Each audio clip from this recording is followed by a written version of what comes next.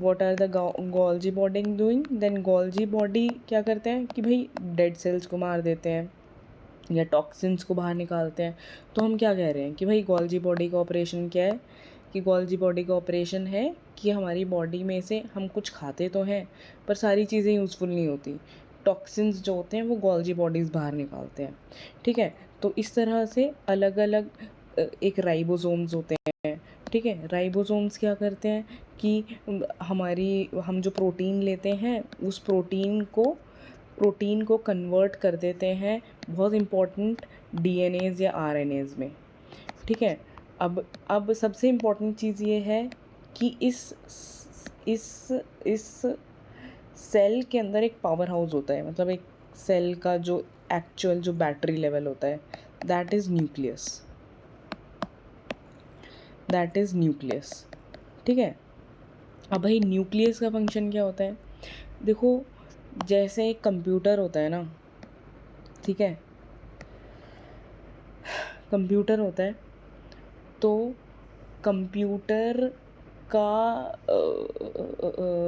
Computer का main operating system जो होता है, जो सॉफ्टवेयर मेन ऑपरेटिंग सिस्टम होता है, वही इसका सारा करता धरता होता है। भाई ऑपरेटिंग सिस्टम इसका ख़राब हो जाएगा, इसका सॉफ्टवेयर ख़राब हो जाएगा तो ये कंप्यूटर एक डब्बे के बराबर हो जाएगा।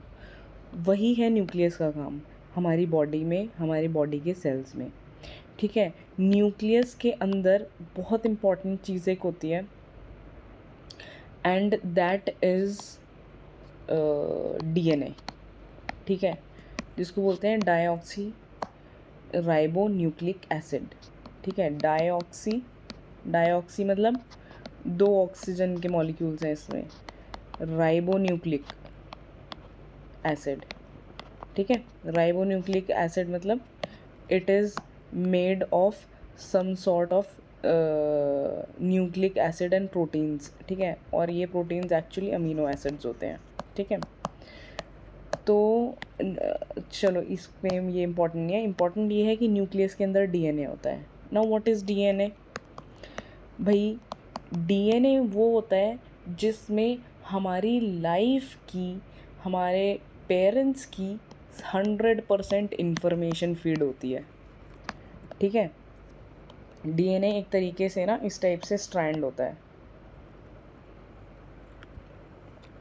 डाईऑक्सी है ना वो, मतलब डबल ऑक्सी। ठीक है, डबल स्ट्रैंडेड होता है, इसको बोलते हैं डबल स्ट्रैंडेड क्योंकि 2 स्ट्रैंड्स आपस में मिले हुए हैं। ठीक है, तो इस तरीके की ये बहुत लंबी चेन होती है। ठीक है, मतलब ये लगा लो कि एक चेन होगी मे बी 1 मीटर के बराबर की, बहुत पतली सी, ऑब्वियसली सेल्यूलर लेवल पे कितना छोटा होता है वो। ठीक है, बट लंबी होती है, बहुत लंबी चेन होती है। ठीक है, अब ये हो गया हमारा डीएनए, ये समझ में आ गया, ये डीएनए है। ठीक है, अब भाई हम बोलेंगे इस डीएनए के अंदर इस डीएनए के अंदर सब कुछ कोडेड होता है।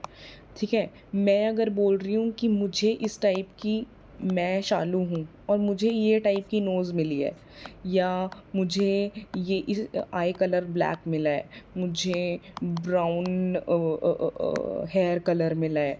ठीक है, मुझे वीट स्किन कलर मिला है।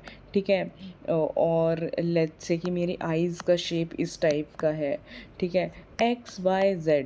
ठीक है, सब कुछ डीएनए के अंदर कोडेड है। नाउ वेयर डीएनए इतना बड़ा है, ये कोडिंग कहाँ पे है, this coding is hidden only and only in genes. ठीक है, और पूरे डीएनए में जीन्स नहीं होते, डीएनए में कहीं कहीं पर जीन्स होते हैं। ठीक है, यहाँ पे इन जीन्स में सब कुछ कोडेड होता है। ठीक है, इन जीन्स में सब कुछ कोडेड होता है, इतना समझ में आ गया। ठीक है, जब हम फिज़िकल करेंगे तो अटेंटिव रहना, क्योंकि लाइव क्लास पे ज़्यादा फोकस करना और रिकॉर्डेड पे कम, क्योंकि इसमें तुम्हें कोई भी डाउट आए तो हाथ के हाथ पूछ लो। ठीक है, अभी हम बेसिक्स कर रहे हैं तो ये सबसे ज़्यादा इम्पोर्टेंट है। ठीक है, तो इसको स्टार्टिंग की 3-4 क्लासेस थोड़ा स्लो लेके चलेंगे, उसके बाद थोड़ा सा धीरे धीरे बेसिक्स क्लियर हो जाएंगे तो पेस पिकअप करेंगे। ठीक है, तो देखो ये हुआ डीएनए। और ये हुए जीन्स, डीएनए के अंदर जो जिनके अंदर इंफॉर्मेशन एम्बेडेड होती है, जिनके अंदर इंफॉर्मेशन कोडेड होती है, उस सेगमेंट को हम जीन बोलते हैं। ठीक है, किस सेगमेंट को जीन बोल रहे हैं? पूरे डीएनए को जीन नहीं बोलते, सिर्फ only that segment of the DNA which is encoded with information of the human being. ठीक है, दैट इज जीन। तो अब भाई तुम ये सोचोगे कि ये तो हमें पता है कि देखो एक इंसान कैसे बनता है। ठीक है, एक इंसान कैसे बनता है? एक मम्मी का एग आएगा विच इज़ कॉल्ड ओवम। ठीक है, एक पापा का फादर्स साइड से, इसको मम्मी पापा नहीं बोलेंगे, मदर्स और फादर्स साइड बोलेंगे। ठीक है, फादर्स साइड से स्पर्म आएगा। ठीक है, जिसको हम स्पर्म बोलते हैं। हाँ, फादर साइड से जो मटेरियल आता है उसको हम बोलते हैं स्पर्म। ठीक है, now what happens is this egg and this sperm they are going to fertilize with each other. ठीक है, और इसीलिए इन दोनों की आधी आधी इंफॉर्मेशन इस डीएनए में फीड हो जाती है। ठीक है, पर हो सकता है मम्मी की आइज़ का कलर ब्लैक है, पापा की आइज़ का कलर ब्राउन है। ठीक है, और लेकिन बच्चे की आई का कलर क्या है? ब्लैक है। तो हम इसको बोलेंगे this black gene was dominant. ठीक है, this was a dominant gene. ठीक है, this was a dominant gene. ठीक है, जो रिफ्लेक्ट हो गया बच्चे के अंदर वो डोमिनेंट है, जो रिफ्लेक्ट नहीं हुआ वो रिसेसिव है। ये दो वर्ड्स याद रखना, recessive and dominant, very very important, very very important. ये समझ में आ गया इस एग्जाम्पल से? Dominant gene and recessive gene. Recessive वो जो रिफ्लेक्ट नहीं हुआ। ठीक है, अब क्या तुम्हें ये पता है कि मम्मी का जो ओवम होता है, मम्मी का जो मदर्स जो सेक्स क्रोमोसोम होता है that is XX and father's is XY। Yes और नो? हाँ। तो भाई जब XX होता है, XY होता है, तो इसके क्या क्या कॉम्बिनेशंस पॉसिबल है? या तो ये देखो, मम्मी की साइड से तो X ही जा सकता है, इन एनी केस X ही जाएगा। ठीक है, चाहे दोनों में से कोई भी X जाए। ठीक है, अब फादर की साइड से या तो X जा सकता है, या फिर ये दोबारा मम्मी का X हो गया, दूसरा केस Y। ठीक है, तो एक बच्चा लड़का हो सकता है, लड़की हो सकती है। ठीक है, तो इसीलिए जब यहाँ पे मम्मी और पापा से दोनों आधे आधे जीन आ रहे हैं, ठीक है, यहाँ पे आधा जीन मम्मी से, आधा पापा से, सो दिस डीएनए का जो डबल स्ट्रैंड होता है उसमें एक मम्मी का होता है, एक पापा का होता है।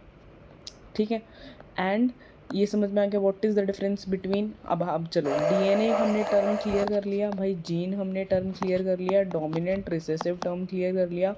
नेक्स्ट इंपॉर्टेंट टर्म इज़ कि भाई क्रोमोसोम क्या है? क्या है क्रोमोसोम? क्रोमोसोम है बस यही जो डीएनए है ना। अब डीएनए की इतनी लंबी तार होती है, बहुत लंबी तार होती है, अगर इसको तुम खोल दो तो अराउंड 1-1.5 मीटर तक जाएगी। पर इसको हमारी बॉडी का जो सेल होता है वो हमारी बॉडी के सेल में कैसे कॉम्प्रेस हो जाती है? जब यही डीएनए कॉम्प्रेस होके हमारे न्यूक्लियस में फिट होता है तो इसको हम क्रोमोसोम बोलते हैं। सिंपल। ये जो लंबा सा डीएनए है ये इस तरह से कॉम्प्रेस हो जाएगा कुछ। ठीक है, ये इस तरह से कॉम्प्रेस हो जाएगा, पूरा छोटा सा बन जाएगा, तो इसी को हम क्रोमोसोम बोल देंगे। समझ में आ गया? हाँ। Okay, fine. चलो, what is gene? Gene is functional sequence. देखो, फंक्शनल सीक्वेंस मीन्स सिर्फ वही पार्ट डीएनए का जिससे हमारी बॉडी फंक्शन करती है या जिसमें इंफॉर्मेशन कोडेड है। ठीक है, functional sequence of nucleotides on DNA. ठीक है, सिंपल सी बात है, जो भी फंक्शनल पार्ट है डीएनए का वही जीन है।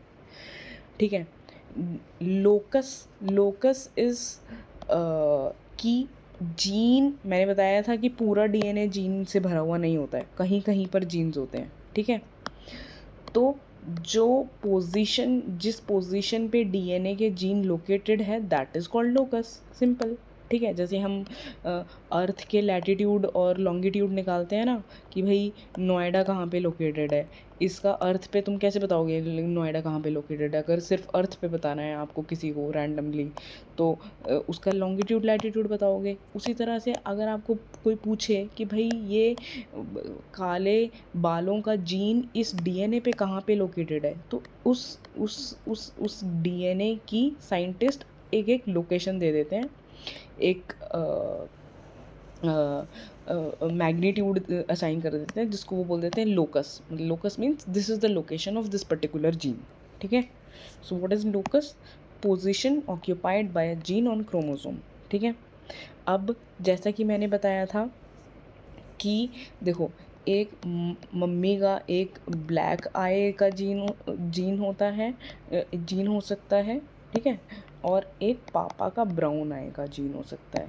ठीक है, ठीक है, ठीक है। तो ये जो दो जीन्स हैं, इन दोनों, अब भाई आएगा तो एक ही आँख ना, एक ही टाइप की आँख ना, तो अब इन दोनों जीन्स को हम बोलेंगे कि these are two types of alleles. Alleles मतलब कि एक सेम जीन क्यों भाई? क्योंकि ये बाल का जीन है, ठीक है, सॉरी आँख का जीन है, कि आँख का कौन सा कलर होगा। एक सेम जीन का जब दो ऑल्टरनेट, एक सेम जीन के जब दो ऑल्टरनेट टाइप्स आ जाते हैं तो उसको हम बोलते हैं दो एलील्स। ठीक है, दो alleles. So what is allele? Allele is alternate form of gene. ठीक है, alternative form of gene means black and brown eye occupying same locus. Occupying same locus मतलब same location, but on homologous chromosome. Homologous chromosome मतलब कि homologous chromosome मतलब कि homologous chromosome का मतलब होता है कि ये जो डीएनए है इसके सेम पोजीशन पे, दोनों सेम पोजीशन पे, ठीक है, यहाँ पर इस लोकस पे same locus means same position है। ठीक है, this is position A but this is position B. ठीक है, लोकस सेम है कि इन दोनों का पोजीशन सेम होगा, बट क्रोमोसोम डिफरेंट है। ये डिफरेंट क्रोमोसोम आ गया ना। ठीक है, तो on same locus but on homologous chromosomes. ठीक है, अब इससे पहले तो हम एक वर्ड और क्लियर कर लेते हैं। चलो, तो वो ये है कि देखो, जब हम बात कर रहे थे क्रोमोसोम की, ठीक है, क्रोमोसोम हमें समझ में आ गया क्रोमोसोम क्या है। तो भाई हमारी बॉडी में क्रोमोसोम कितने टाइप के होते हैं? हमारी बॉडी में क्रोमोसोम होते हैं जिसको हम बोलते हैं 23 पेयर। ठीक है, 23 पेयर क्यों बोल रहे हैं? 23 पेयर क्यों बोल रहे हैं? क्योंकि ये अगर पूरा डीएनए है, so this is one chromosome. ठीक है, इसी तरीके से दिस इज़ वन क्रोमोसोम। ठीक है, उसी तरीके से अगर दूसरा डीएनए हम इधर अगर हम इसको कंप्रेस कर देंगे और फिर इसका वो निकालेंगे तो ये दूसरा क्रोमोसोम, और यहीं पे एक मम्मी के साइड से आएगा, एक पापा की साइड से आएगा। ठीक है, 23 पेयर मीन्स टोटल हमारे पास 46 क्रोमोसोम्स होते हैं। 46 क्रोमोसोम्स होते हैं। 23 पेयर मम्मी से आ रहे होते हैं, 23 पापा से आ रहे होते हैं, तो इसको हम बोल देते हैं 23 पेयर। पेयर मीन्स डबल में 23 इंटू 2। ठीक है, तो 46 क्रोमोसोम्स होते हैं हमारे पास। ठीक है, 46 जो क्रोमोसोम होते हैं, अब क्रोमोसोम की नंबरिंग है ये। ठीक है, क्रोमोसोम की ये नंबरिंग है इस तरीके से, हाँ, कि क्रोमोसोम नंबर 1 से लेकर क्रोमोसोम नंबर 23। ठीक है, हम 23 की ही बात करते हैं क्योंकि बाकी जो 23 होंगे वो भी सेम ही इसी के रेप्लिका होंगे, बस दूसरे पेरेंट्स से आ रहे होंगे। ठीक है, तो अब एक चीज़ ध्यान रखना कि क्रोमोसोम का ना जो साइज़ होता है, वो क्रोमोसोम नंबरिंग हमने की हुई है 1 2 3 टू 23। साइज़ जो होता है वो 1 से लेकर 23 तक डिक्रीज़ होता जाता है। तो 1 का साइज़ सबसे ज़्यादा बड़ा होता है और 23 का साइज़ सबसे ज़्यादा छोटा होता है। और जो 23rd क्रोमोज़ोम है वो होता है सेक्स क्रोमोज़ोम, ठीक है, सेक्स क्रोमोज़ोम। जैसा कि हमने अभी थोड़ी देर पहले बोला भी था, मम्मी का XX होता है, पापा का XY होता है, ठीक है, दैट इज़ सेक्स क्रोमोज़ोम। समझ में आ गया? तो इसका साइज़, सेक्स क्रोमोज़ोम का साइज़ सबसे छोटा होगा। समझ में आ गया? सेक्स क्रोमोज़ोम का साइज़ सबसे छोटा होगा। हाँ, ओके फाइन। तो दिस इज़ क्रोमोज़ोम।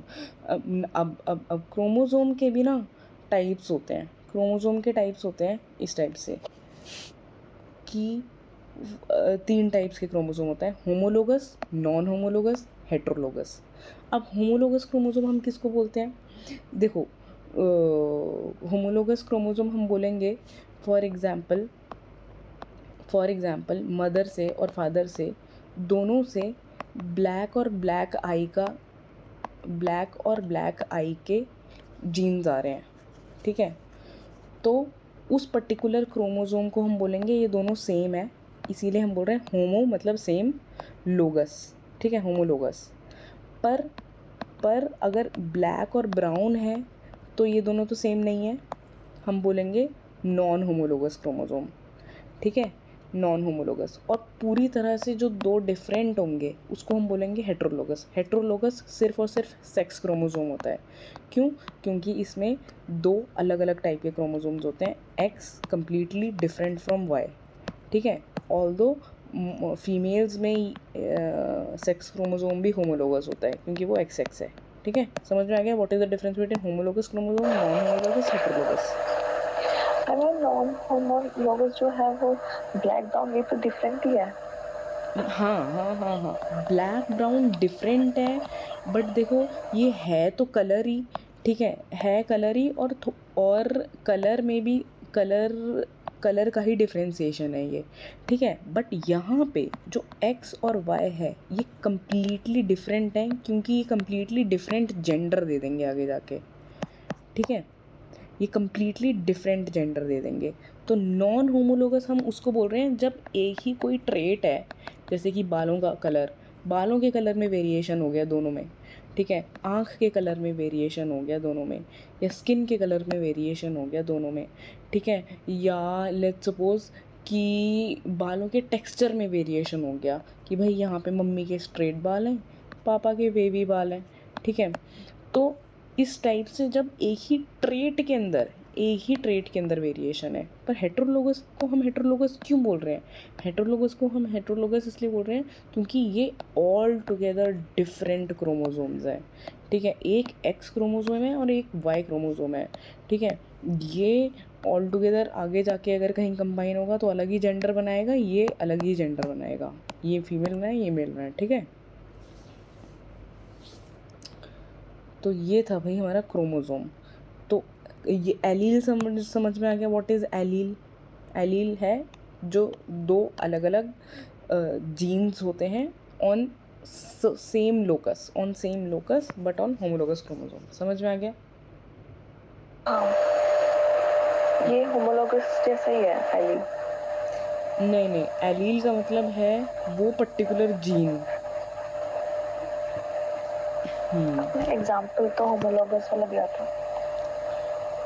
ये मैंने एग्जाम्पल होमोलोगस वाला कहाँ दिया? ये तो एग्जाम्पल भी नॉन होमोलोगस वाला है। हाँ। ये एग्जाम्पल नॉन होमोलोगस का है। देखो, इस पूरे को मिला के हम बोलेंगे, इस पूरे सेट को मिला के हम बोलेंगे this is a non homologous chromosome, ठीक है। बट इस क्रोमोज़ोम में सब कुछ होगा ना, जीन्स भी होगा और नॉन जेनेटिक इन्फॉर्मेशन भी होगी। ज़रूरी नहीं है, मैंने बताया था कि DNA के ऊपर जीन्स भी होते हैं और बाकी स्पेस खाली भी होता है जिसमें दूसरी इन्फॉर्मेशन होती है, नॉन जीन्स भी होते हैं, ठीक है। तो भाई इस क्रोमोसोम्स में लेकिन जो जीन वाला पार्ट है, सिर्फ और सिर्फ जीन वाला पार्ट है, इन 2 अलग अलग जीन्स को हम एलील बोल रहे हैं। इस पूरे सेट को हम क्रोमोसोम बोल रहे हैं और सिर्फ पर्टिकुलर जीन को हम एलील बोल रहे हैं। अब समझ में आ गया? ठीक है। ओके, ये हो गया। हाँ,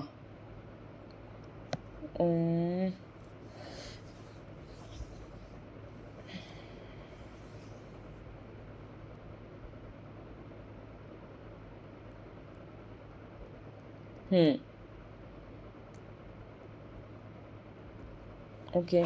स्पीशीज़, देखो स्पीशीज़ की स्पीशी किसको बोलते हैं? स्पीशी की डेफिनेशन इम्पॉर्टेंट है।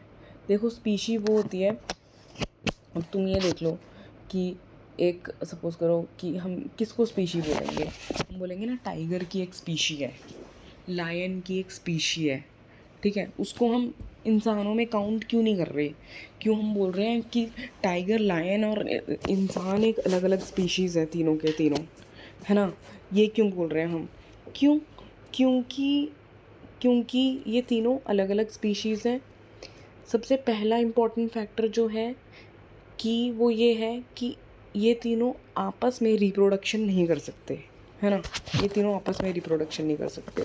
तो जो लोग आपस में रिप्रोडक्शन कर सकते हैं ना, मेटिंग कर सकते हैं, वो ही सेम स्पीशी का पार्ट माने जाएंगे। ये प्राइमरी कंडीशन होती है स्पीशी की डेफिनेशन की, ठीक है? तो group of individuals of course that can interbreed, ठीक है? इंटरब्रीड, आपस में ब्रीडिंग कर सकते हैं, and give birth to fertile, देखो ये बहुत इंपॉर्टेंट वर्ड लिखा हुआ है, फर्टाइल ऑफस्प्रिंग्स, कि ऐसे ऑफस्प्रिंग्स जो आगे जाके और बच्चे पैदा करें, वही स्पीशी है, ठीक है? अदरवाइज तुमने सुना है लाइगर, लाइगर एक स्पीशी बनाई साइंटिस्ट ने जिसको लायन और टाइगर को मिक्स कर दिया जिसमें, ठीक है?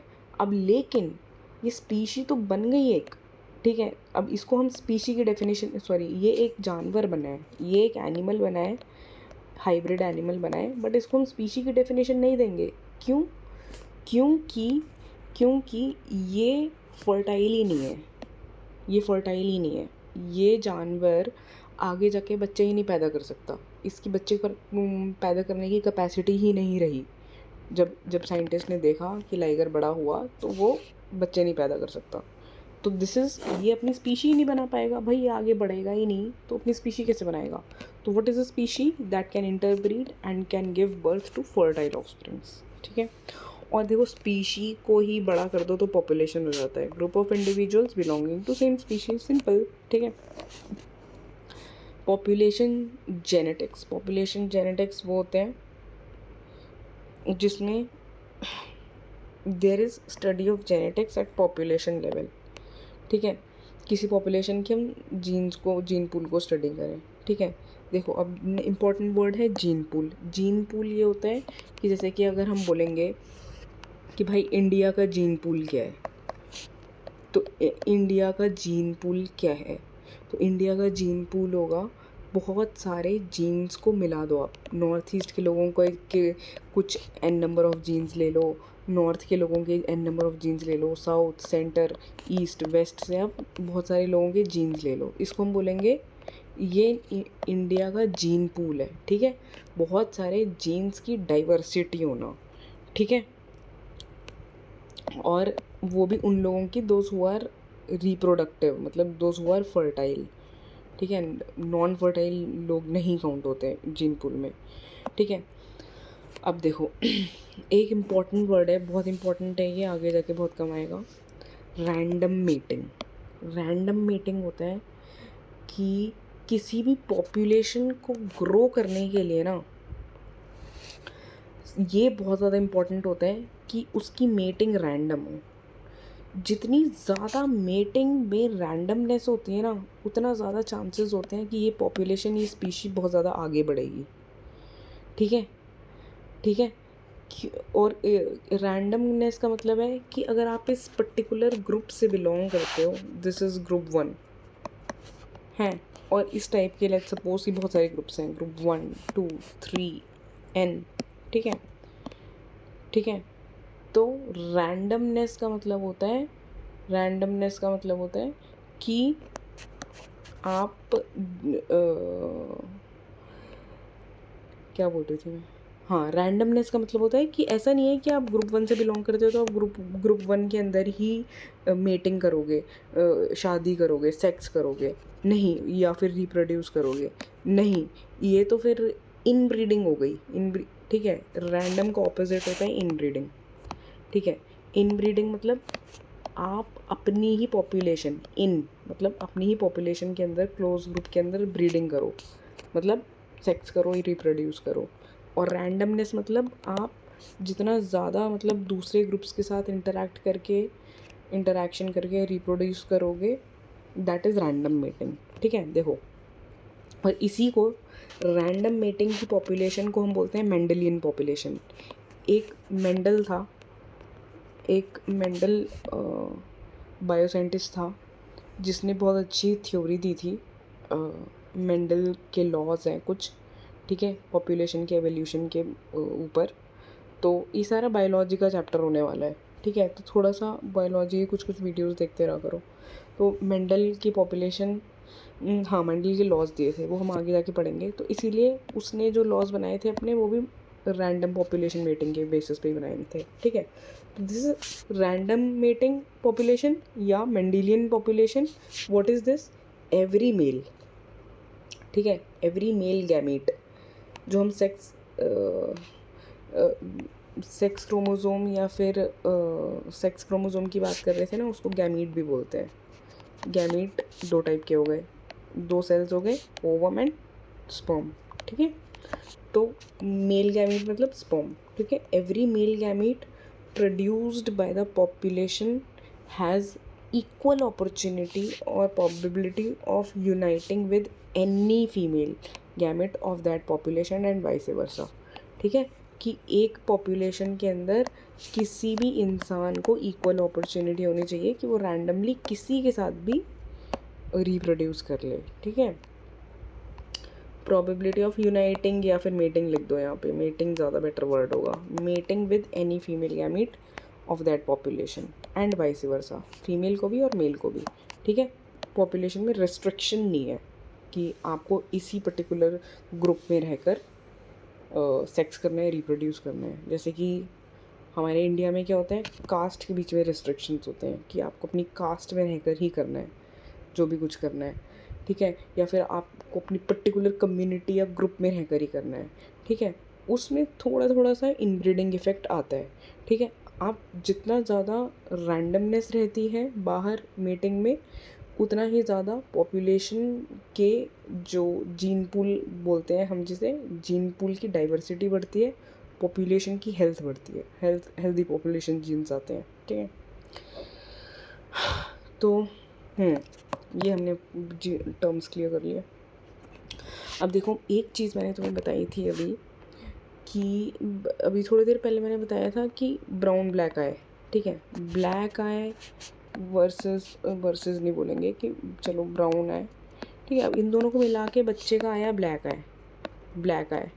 तो ये मैंने तुम्हें दो वर्ड्स बताए थे कि this is a dominant gene, है ना। This would be considered a dominant gene, क्योंकि इसने डोमिनेट किया, इसने अपना ट्रेट दिखाया, तो इसने डोमिनेट किया। And this is recessive gene या है। क्या हुआ? नहीं, कुछ नहीं। ठीक है, रिसेसिव जीन मीन्स इसने अपना ट्रेट नहीं दिखाया। ठीक है, अब ये टर्म्स इम्पॉर्टेंट है, इनको याद रखो। ठीक है, ये मैंने तुम्हें सिर्फ एक एग्जांपल दिया था सिंप्लीफाई करने के लिए, इसको हम बड़े लेवल पे थोड़ा सा समझते हैं। देखो, कोई एक डिजीज़ हो सकती है, हाँ, जैसे कि सपोज करो, बहुत सिंपल सी एक डिजीज़ ले लेते हैं, जो डायबिटीज़ होती है, किसी के जीन्स में होती है ना, जेनेटिक डायबिटीज़ जो होती है। ठीक है, तो मैं बोलूँगी कि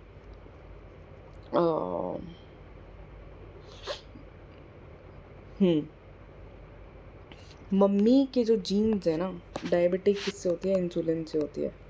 ठीक है, इंसुलिन अच्छे से परफॉर्म नहीं करता तब। तो this is mother and this is father. ठीक है, this is mother and this is father. तो मम्मी के जीन्स में डायबिटीज़ है, ठीक है, बट इसको स्मॉल डी, बट पापा के जीन्स में डायबिटीज़ नहीं है। और जब बच्चे के पास आया ये जीन, तो यहाँ पे पापा का जीन डोमिनेट कर गया और मम्मी का जीन रिसेसिव बन गया। ठीक है, पापा का डोमिनेट कर गया इसलिए मैंने कैपिटल डी से लिखा है, मम्मी का रिसेसिव रह गया इसलिए मैंने स्मॉल डी से लिखा है। ठीक है, तो ये रिसेसिव रह गया। ठीक है, तो इसमें इस बच्चे के अंदर, इस ऑफस्प्रिंग के अंदर जो इसके अंदर तो डायबिटीज़ नहीं रिफ्लेक्ट होगा, पर क्या मैं ये कह सकती हूँ कि जब ये आगे नेक्स्ट जनरेशन प्रोड्यूस करेगा तो इसके पास एक ये जीन है, ये एक पर्टिकुलर जीन कैरी कर रहा है, जिससे हो सकता है कि आगे की पॉपुलेशन में अगर ये जीन चला जाए तो ये आगे की पॉपुलेशन में डायबिटीज़ हो सकती है ना। मैं ये कह सकती हूँ, कोई डाउट? हाँ, तो इसको हम बोलते हैं this is a carrier gene.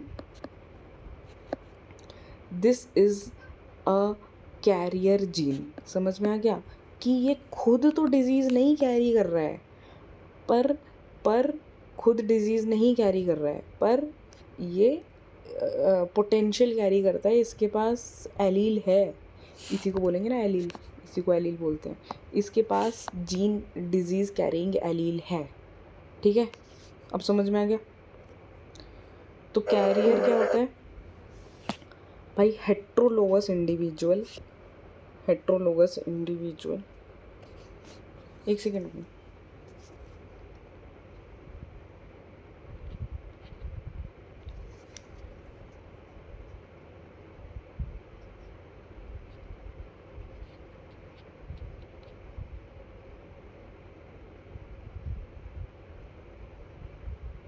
Friday, हाँ, तो what is carrier? Carrier gene वो होते हैं heterologous individuals who possess recessive allele hidden from phenotypic view by dominant allele. जो मैंने सर बताया था ना, ये डी ये फादर का था, ये मदर का था, ये डोमिनेंट था, ये रिसेसिव था। ठीक है, अब इसमें क्या लिखा हुआ है? who possess recessive allele, this is disease carrying। ठीक है, this is disease carrying insulin. ठीक है, ये हेल्दी इंसुलिन था, पापा की साइड से हेल्दी आया था, तो ये डिजीज कैरिंग नहीं था। बच्चे में ये डोमिनेट हुआ तो ये बच्चे में रिफ्लेक्ट नहीं हुआ, बट बच्चे के अंदर ये ऑफस्प्रिंग के अंदर ये स्मॉल डी वाला डिजीज कैरिंग है।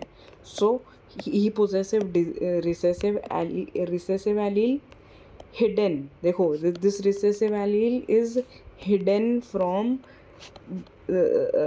dominant allele, it is just hidden। ठीक है, they themselves are not diseased। ठीक है, phenotypic view मतलब बाहर से दिखने में, phenotype का मतलब ये होता है कि फिजिकली दिखने में ये क्या है? This is phenotypic view. ठीक है, फिनोटाइपिक व्यू में दिस रिसेसिव एलील जिसको बोलेंगे, allele is hidden from dominant allele. ठीक है, बट तो इसको हम बोलेंगे but this is a carrier. ठीक है, he himself is not diseased but he is a carrier of disease. ये नेक्स्ट जनरेशन में डिजीज़ कैरी कर सकता है।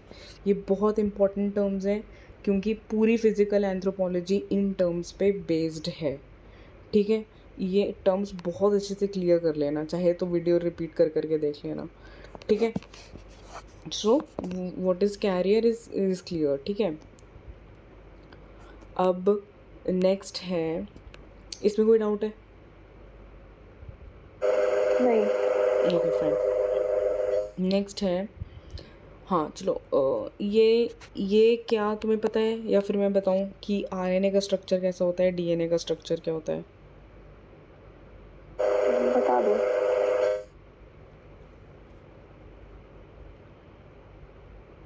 ओके, एक सेकंड, आवाज़ नहीं आ रही क्या? एक सेकंड रुको। मेरी नहीं आ रही? आ रही। ठीक है।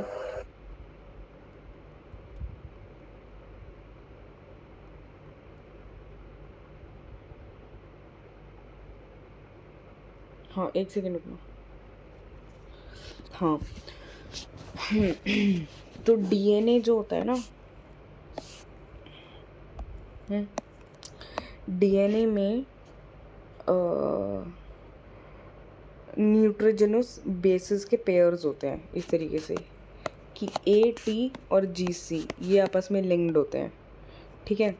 अब ये कुछ नहीं है, ये अपने आप में बहुत ज़्यादा डिफ़िकल्ट चीज़ नहीं है। कुछ प्रोटीन्स के नाम होते हैं जिनसे डीएनए बना होता है। तो डीएनए इन 4 प्रोटीन से बना हुआ है, सिंपल सी बात है। और इनकी पेयरिंग भी ऐसी होती है, एटी और जीसी दोनों साथ में रहेंगे। एटी साथ में रहेगा, जीसी साथ में रहेगा, ठीक है। एटी कौन है? एडेनाइन और थाइमाइन, ठीक है। और जीसी कौन है? ग्वानिन और साइटोसिन। पर यहीं पर आरएनए की जो पेयरिंग होती है, आरएनए सिंगल स्ट्रैंडेड होता है। ये आरएनए होता है, ठीक है। आरएनए सिंगल स्ट्रैंडेड होता है। आरएनए में AUGC होता है, इसमें इधर से पेयरिंग होती है, सिंगल पेयरिंग होती है, AUGC, ठीक है। AU आपस में होते हैं, GC आपस में होते हैं। सिंपल, बस यही है कि ये किस चीज़ से बना हुआ है, ये इन पेयर्स से बना हुआ है। और ये पेयर्स क्या है? ये एक तरीके के प्रोटीन है बस। हमारी हमारी बॉडी में ना अराउंड 72 तरीके के प्रोटीन्स होते हैं, मतलब नॉट लिटरली 72, मतलब मिलियंस ऑफ प्रोटीन्स होते हैं, अलग अलग टाइप के। इसीलिए प्रोटीन कंजम्पशन हम बोलते हैं बहुत ज़्यादा ज़रूरी होता है, क्योंकि हमारी बॉडी का बेसिक फैब्रिक ही प्रोटीन से बना होता है, ठीक है। प्रोटीन नहीं होता तो फिर एजिंग भी जल्दी होती है और हमारी बॉडी का इम्यून सिस्टम भी नीचे जाता है, ठीक है। सो हम ये पढ़ चुके हैं कि भाई क्रोमोसोम होते हैं वो 23 पेयर होते हैं, इनके साइज, टाइप्स, ठीक है। एक इम्पॉर्टेंट चीज़ मैंने नहीं बताई कि क्रोमोसोम में ना 22 पेयर जो होते हैं वो ऑटोसोम होते हैं, और जो एक लास्ट सेक्स पेयर होता है, सेक्स क्रोमोसोम जो होता है, दैट इज़ एलोसोम, ठीक है। Autosome and allosome. अब ये तुम खुद सोच लो ना कि क्यों है ये, क्योंकि जो लास्ट जो पेयर होता है 23rd क्रोमोसोम जो होता है वो अपने आप में ही अनोखा है, XX और XY, ठीक है। फीमेल में और मेल में, ठीक है। बाकी सारे क्रोमोसोम कैसे हैं? बाकी सारे ऑलमोस्ट होमोलोगस या नॉन होमोलोगस टाइप के हैं, ठीक है। बाल के हो गए दोनों,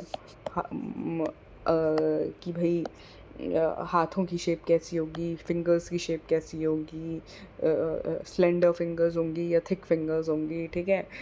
या फिर नाक की शेप कैसी होगी, सब बाकी इन सब चीज़ों पे डिपेंडेंट है, ठीक है। अब इम्पॉर्टेंट चीज़ ये है कि अगर हम इन क्रोमोसोम्स का ना, ये जो 23 क्रोमोसोम्स हैं, इनको अगर हम डिफरेंशिएट कर दें शेप और साइज़ के बेसिस पे, तो उसको हम बोलेंगे कैरियोटाइप एनालिसिस, ठीक है। Arrangement of chromosome from largest to smallest on the basis of shape and size. तो अगर हम शेप एंड साइज़, ऑल्दो सारे क्रोमोसोम्स का शेप एंड साइज़ डिफरेंट होता है, बट ब्रॉडली अगर हम कैटेगराइज कर दें तो 4 टाइप की शेप्स निकल के आती हैं, ठीक है। फर्स्ट है मेटासेंट्रिक। मेटासेंट्रिक होता है जिसमें देखो, जब डीएनए कॉम्प्रेस होता है जब डीएनए कॉम्प्रेस होता है तो वो इस टाइप का क्रोमोसोम बनाता है ना। मैंने बताया था, क्या आ गया है ना, इस टाइप का क्रोमोसोम बनाता है। तो ये जो सेंटर का पार्ट होता है इसको हम बोलते हैं सेंट्रोमियर, ठीक है। जहाँ से क्रोमोसोम ने अपने आप को एक्चुअली कॉम्प्रेस किया है, ठीक है।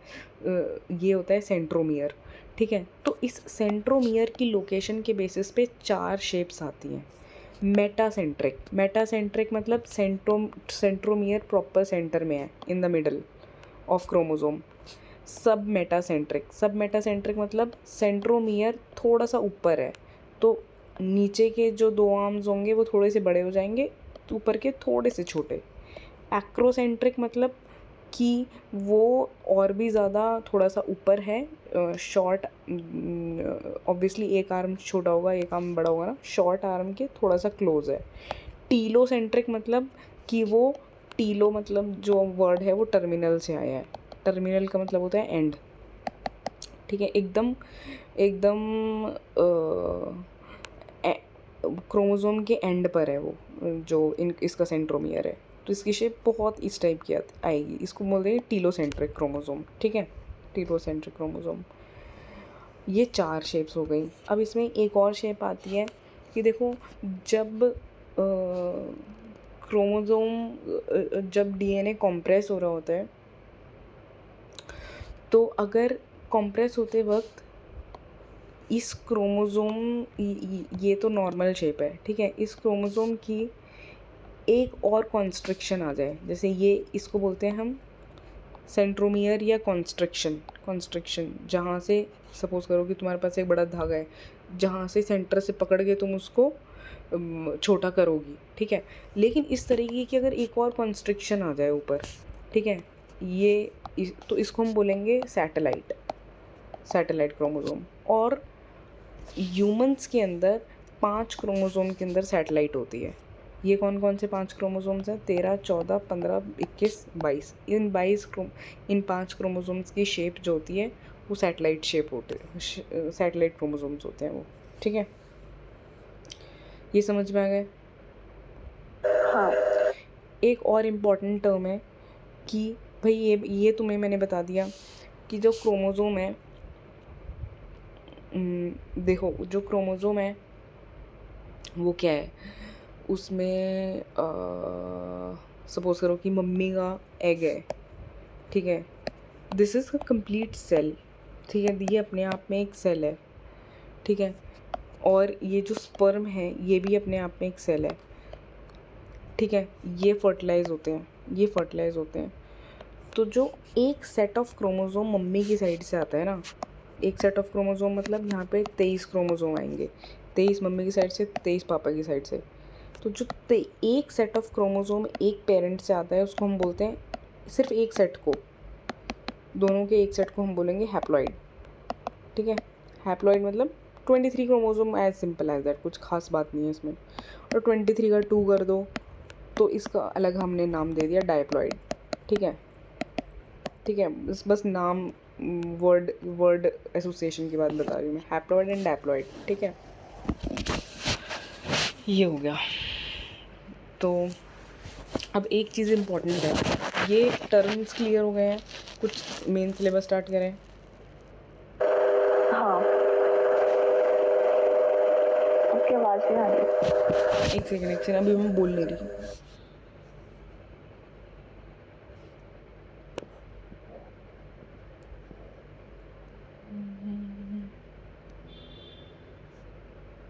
एक सेकेंड।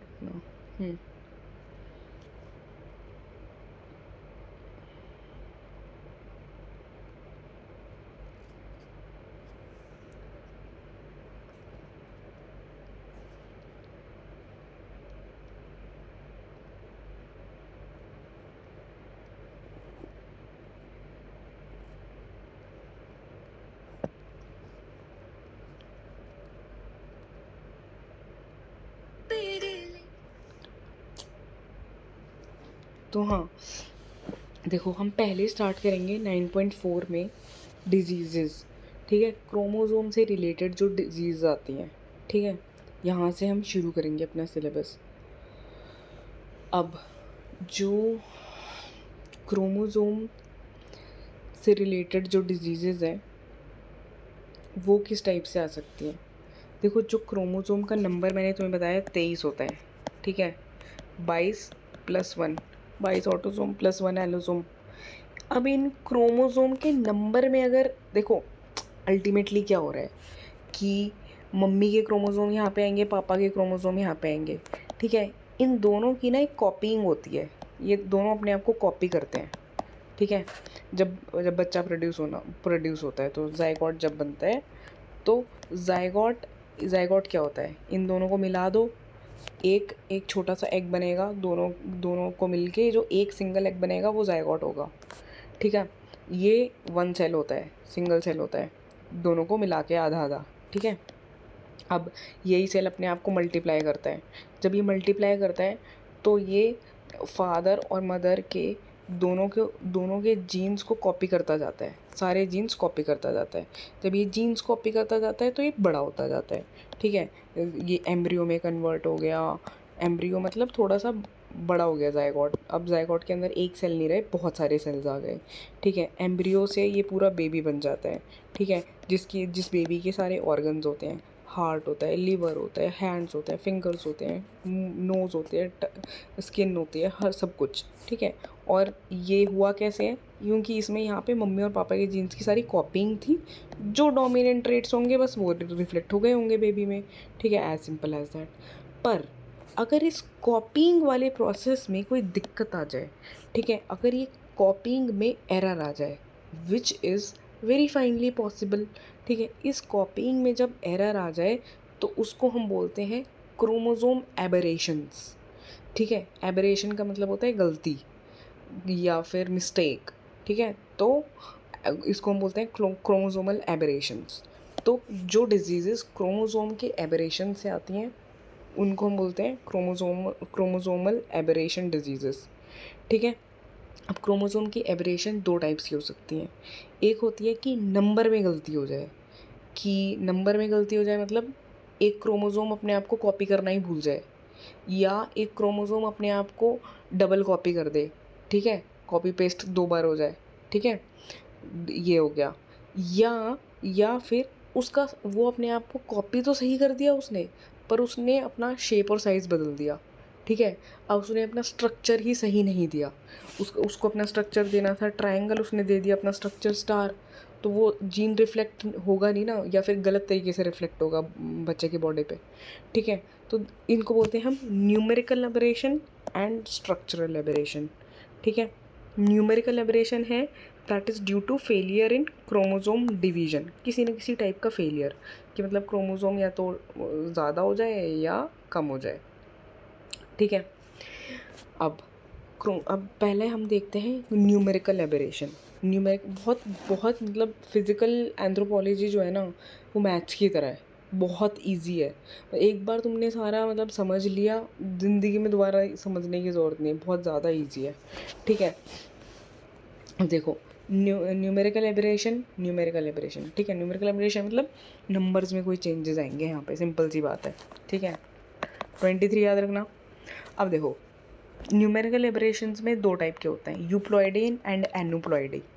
यूप्लॉइडी वो होते हैं जिसमें जिसमें जो देखो यहाँ से 23 आ रहे हैं फादर से, मदर से 23 आ रहे हैं, ठीक है। अब सपोज़ करो कि ये 23 अपने ये 23 अपने आप को कॉपी करके, लेट्स सपोज कि ये दोनों क्या बनेंगे, इसको हम बोलेंगे n और इसको n बोल दें तो ये 2n हो जाएंगे ना, ठीक है। ये n नंबर हो गया, ये n नंबर हो गया, ये 2n हो गया। अब इन दोनों में से कोई एक, फादर या मदर में से कोई एक डबल कॉपी हो जाए, ठीक है, डबल कॉपी हो जाए कि भाई यहाँ पे एक और आ गया, एक और पूरा सेट ही कॉपी हो गया, पूरा क्रोमोसोम का पूरा सेट कॉपी हो गया।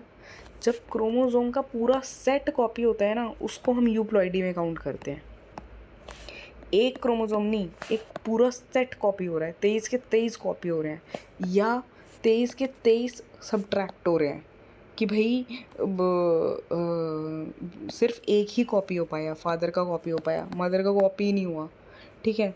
तो उसको हम बोलेंगे, देखो पूरा सेट कॉपी हो गया एक, उसको हम बोलेंगे ट्राइप्लॉइडी। पूरा सेट एक कॉपी नहीं हो पाया उसको हम बोलेंगे मोनोप्लॉइडी, ठीक है। या इस दोनों के सेट दो दो बार कॉपी हो गए, 2n प्लस 2n, इसको हम बोलेंगे टेट्राप्लॉइडी, ठीक है। देखो मोनोप्लॉइडी हम क्यों बोल रहे हैं, क्योंकि होना क्या था 2n और हो क्या गया -n, ठीक है। एक मम्मी का या पापा का कॉपी ही नहीं हुआ तो ये बना क्या, एक n, सिंगल सेट बना है ना क्रोमोसोम का, इसलिए हम बोल रहे हैं मोनोप्लॉइडी, ठीक है। और होना क्या था 2n, पर एक और कॉपी हो गया, एक और सेट अपने आप कॉपी हो गया मम्मी का या पापा का, तो भाई यहाँ पे कितने सेट हो गए, 3n हो गए ना, तो इसको हम बोल रहे हैं 3 सेट बन गए सबके, ठीक है, ट्राइप्लॉइडी, ठीक है, इसलिए ट्राई बोल रहे हैं।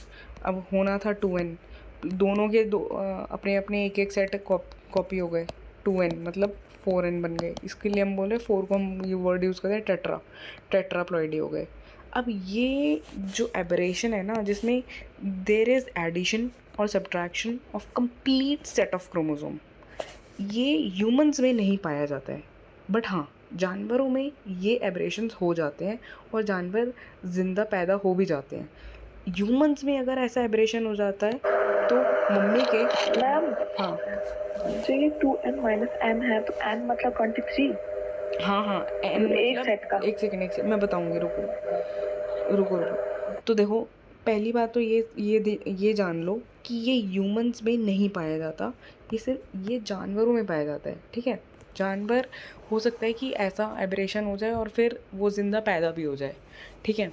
बट ह्यूमंस में क्या होता है, अगर ह्यूमंस में इसको हम बोलते हैं, इन दोनों को हम बोलेंगे ये वाला, इन दोनों को हम बोलेंगे पॉलीप्लॉइड।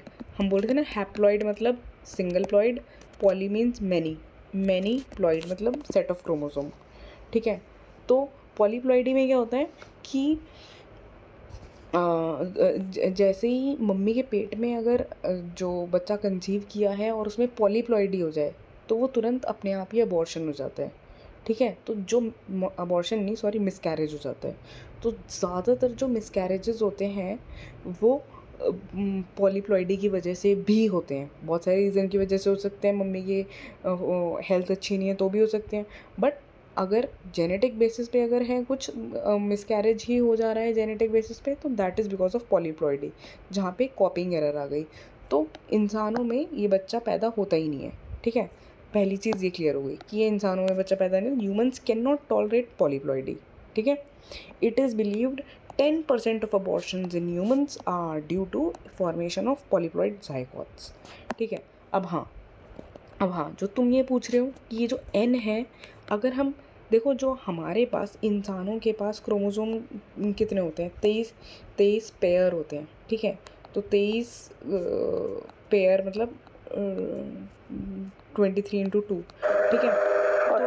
तो हाँ मतलब जो भी है, एक साइड से 23 लगा लो। अगर हम बच्चे की बात कर रहे हैं तो मम्मी और पापा की दोनों साइड से 23 आएंगे।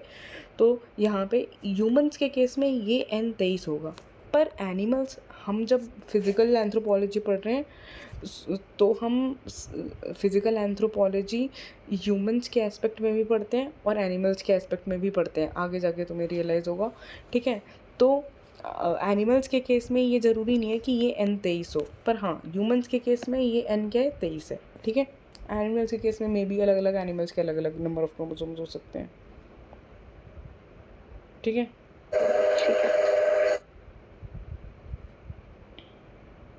इसमें बेसिकली पूरा जैसे मतलब फादर साइड का मदर साइड का पूरा एक पूरा पेयर कॉपी हो रहा है, 23 में 23 कॉपी हो रहा है, ऐसा बोला ना। हाँ ठीक है, ओके ठीक है।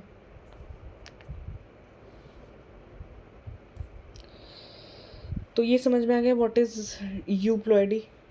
यूप्लॉइडी मतलब पूरा सेट ही कॉपी हो रहा है या नहीं हो रहा, ठीक है।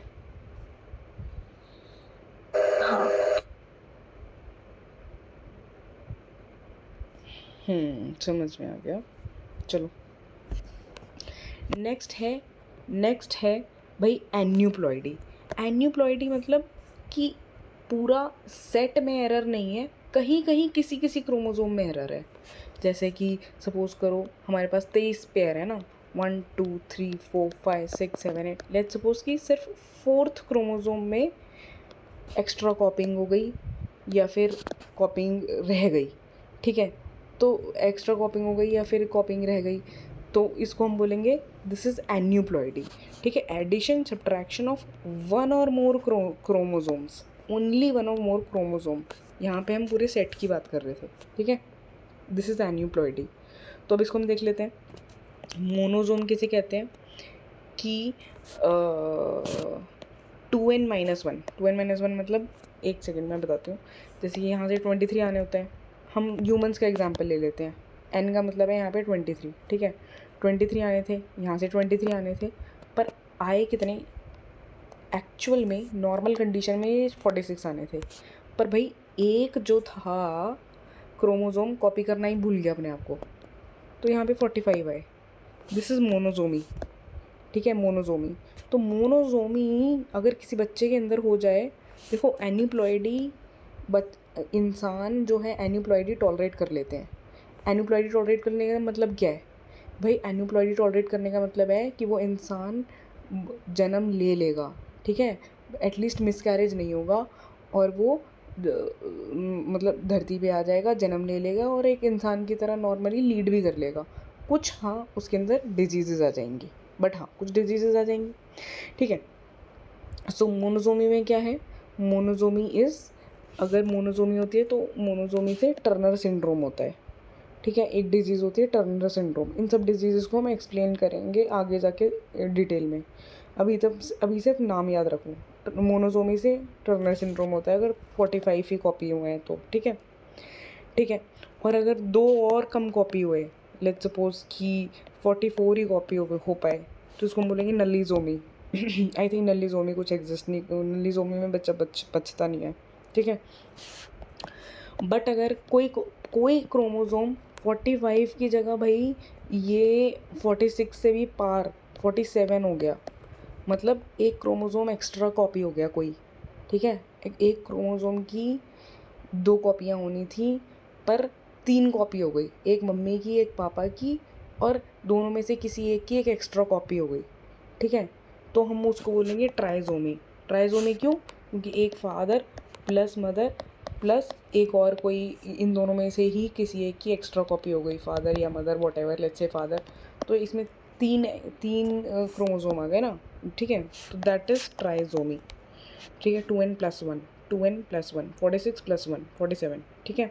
इसमें जो डिजीज़ेज़ आती हैं, this is Down syndrome, Edward syndrome, Patau syndrome, ठीक है। फिर उसी तरह से टेट्राजोमी होता है 2n+2, और 2n+2 मतलब कि भाई 46+2 48 हो गए, ठीक है, 48 हो गए। अब देखो 48 के ऊपर अब कोई भी और क्रोमोसोम्स बहुत ज़्यादा कॉपी हो जाए तो उसको हम बोलेंगे मोज़ाइक, ठीक है। मोज़ाइक में ही होता है आई थिंक जो यूनिक्स होते हैं ना, यूनिक्स जिसको हम हिजड़े बोलते हैं, वो उनका मोज़ाइक ही होता है, ठीक है। इसको हम डिटेल में देखेंगे आगे जाके, ठीक है। तो फ़िलहाल के लिए आज के लिए इतना ही करो कि क्रोमोसोमल एबरेशन और इसमें न्यूमेरिकल एबरेशन हमने कंप्लीट कर लिया है। न्यूमेरिकल एबरेशंस को रिवाइज़ करना, ये सब चीज़ें रिवाइज़ करते जाना बहुत इंपॉर्टेंट है। ये सब टर्म्स याद रखो, यूप्लॉइडी, एन्यूप्लॉइडी, यूप्लॉइडी के अंदर मोनोप्लॉइडी, ट्राइप्लॉइडी, टेट्राप्लॉइडी, एन्यूप्लॉइडी के अंदर मोनोजोमी, नलिजोमी, ट्राइजोमी, टेट्राजोमी, मोज़ाइक, ठीक है। और ये डिजीज़ तो खैर अभी मत याद करो, आगे जाके याद हो ही जाएंगी, बट हाँ नाम याद कर लो, टर्नर, डाउन, एडवर्ड पटाओ, ठीक है। कल हम स्ट्रक्चरल एब्रेशन करेंगे कि भाई स्ट्रक्चर में चेंजेस आने से क्या क्या मतलब चेंजेस आते हैं और क्या होता है, ठीक है। ठीक है। मैम वो एग्जाम को